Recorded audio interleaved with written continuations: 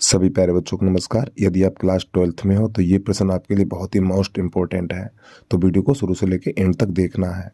तो यहाँ पे लिखा हुआ सदिश I cap minus 2j cap plus 3k cap और 3i cap minus 2j cap plus k cap के बीच का कोण ज्ञात कीजिए। तो यहाँ पे सदिशों की संख्या 2 है, एक ये और एक ये। तो सबसे पहले इसको लिखना है हमें सदिश ए करके।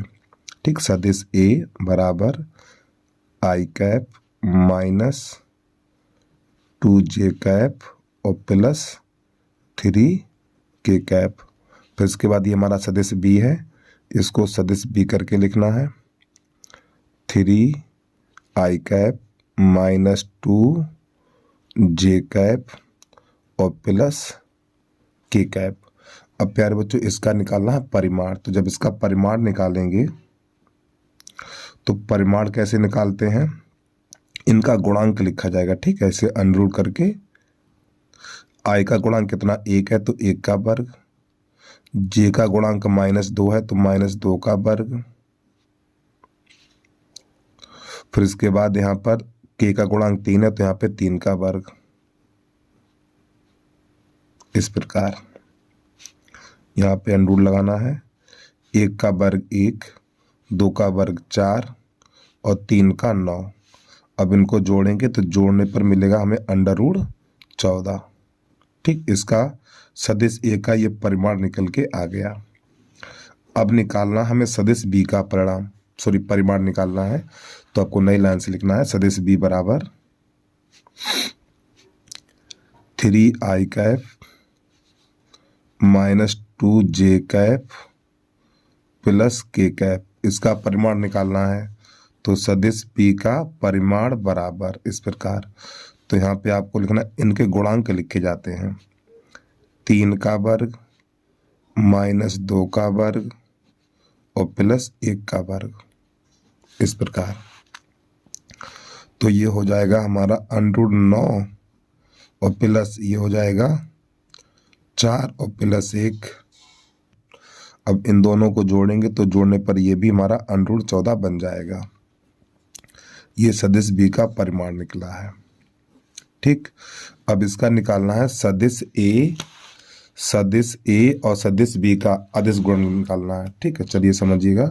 तो आपको लिखना है सदिश ए इंटू सदिश बी बराबर, तो सदिश ए का मान है I cap minus 2j cap plus 3k cap.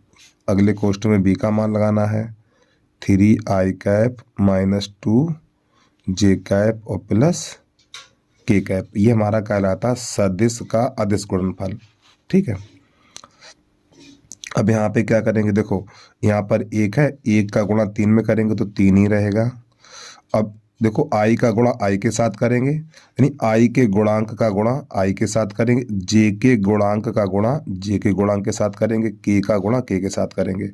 तो देखो यहाँ पर 1 है, यहाँ पे 3 है, 3 रहेगा, यहाँ पे -2 है, यहाँ पे -2 है, तो माइनस माइनस प्लस 2 दूनी 4 हो जाएगा। फिर 3 एकम, यहाँ पे 3 है, यहाँ पर 1 है तो 3 एकम 3, तो यहाँ पर 3 बन जाएगा।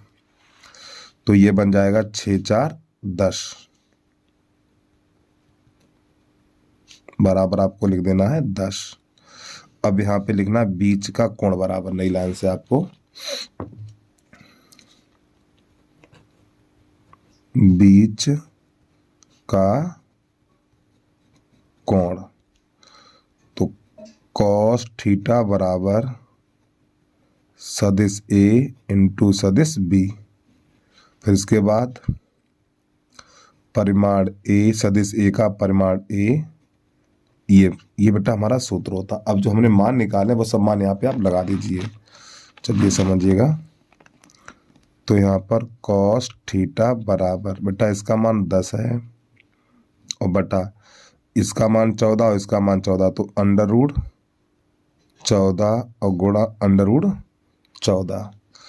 तो ये बन जाएगा हमारा cos थीटा बराबर 10/14। इसका √ हट जाएगा। अब ये 5 2 से काट दो, 2 पंजे 10, 2 सत्ते 14, और प्यारे बच्चों यहाँ से cos उठ के इनवर्स पहुँच जाएगा। तो cos थीटा बराबर हो जाएगा 5/7, तो आपको लिख देना थीटा बराबर कॉस इनवर्स 5/7। तो ये बेटा हमारे प्रश्न का आंसर आ गया। तो उम्मीद है आपको समझ में आ गया होगा। तो बस आज के लिए इतना ही। जय हिंद, जय भारत।